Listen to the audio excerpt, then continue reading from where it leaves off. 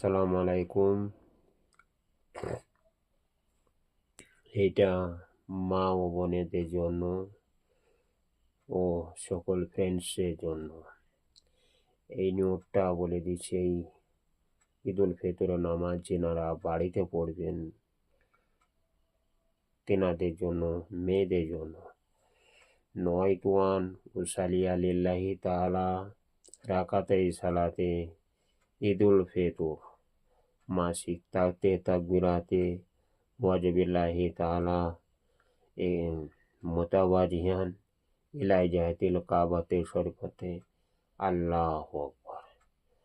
বাস এটাও 3 বার হাত কানে উঠবে, তারপরে 4 বারের বেলায় এই মায়েদের এইখানে উঠবে, এই বুকে, ব্যাস বুকের উপর।